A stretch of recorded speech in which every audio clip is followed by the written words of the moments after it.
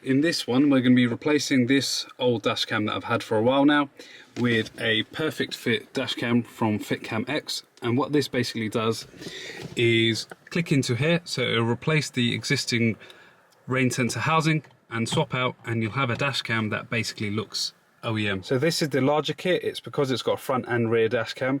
So we'll show you how to wire those in. It's basically got a summary on the side, so you can kind of see some of the good features that it's got. It's obviously Wi-Fi connected, so there's a good app for it, which we'll show you later on in the video. It's got loop recording, built-in G sensor, it's wide angled, and like I said, one of the plus points about this camera is the fact it's perfect fit.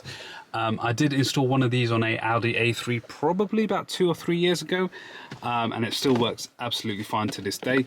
There is a discount code available for this, which is up on screen now. So use that if you're looking to purchase this and just save a little bit of extra money. So with that said, let's show you what's included. So you've got the front camera. You can see there's 2 cables coming out of here. So this will basically, I'm going to remove this one over here in a second. And this will replace like so. You've got this pack over here which contains the rear camera. So as you can see, it's a straightforward dash cam. It's got a self-adhesive pad on there, so long enough cable to get all the way to the back.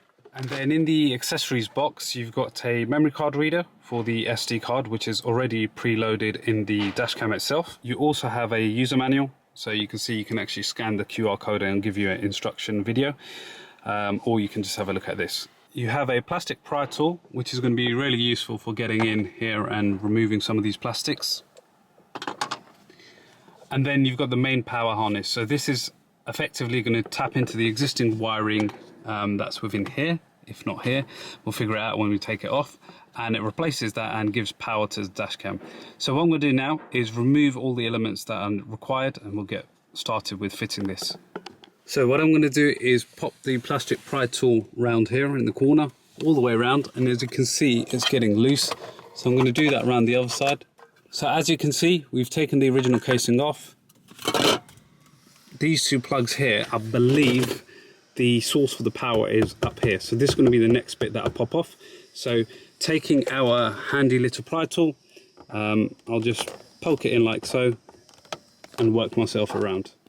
So you can see I've popped this unit off up here as well.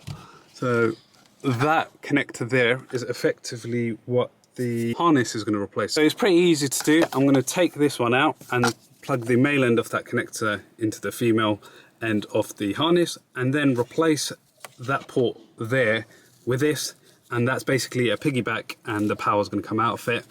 And then the power cable on the dash cam, which was this one, is going to go into here. So a couple of things I'll need to just do first, and probably off camera because it's pretty fiddly, is I'm going to take this panel off as well, because we're ultimately going to have to feed these 2 cables up through here into this area here, so that it can connect to the harness. So I'm going to do that off camera, and then I'll show you what it looks like. Just to bring you back up to speed, there's the 2 cables, one for the rear camera and one for the power. So now what I'm going to do is take out this cable and swap it.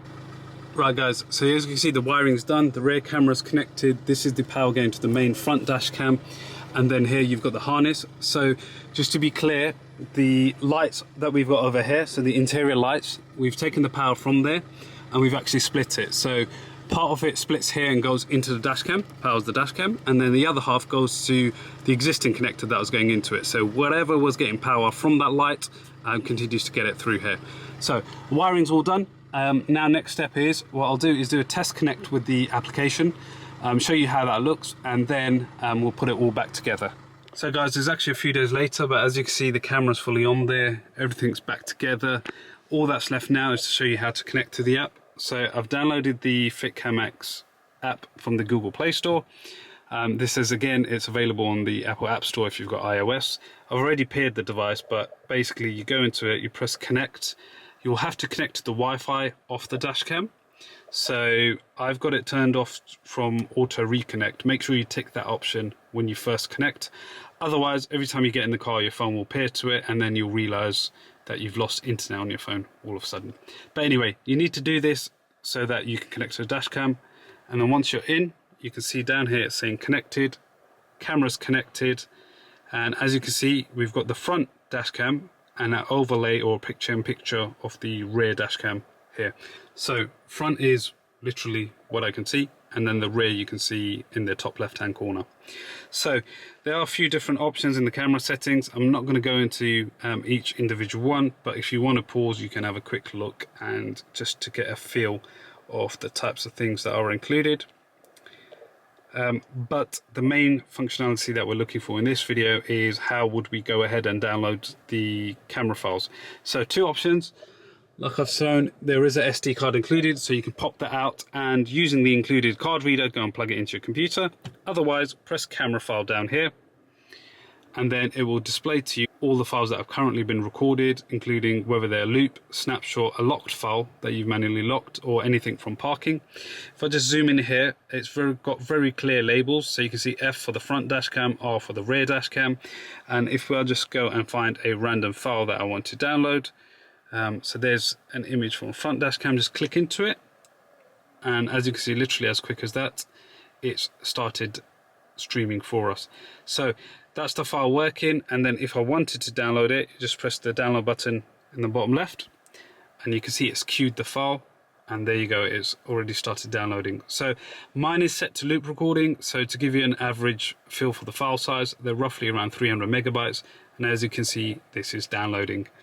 So whilst that's downloading in the background, just to sum up the video, I will throw in those videos clips at the end so you can get an idea for how the camera looks in daytime and nighttime, both for the front and rear dash cam.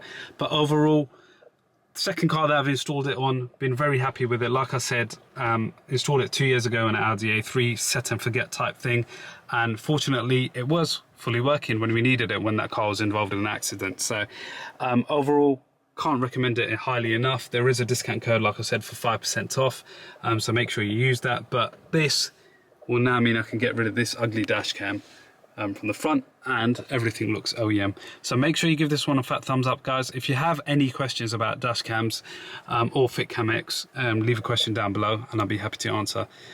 See you in the next one. Thank you very much for watching.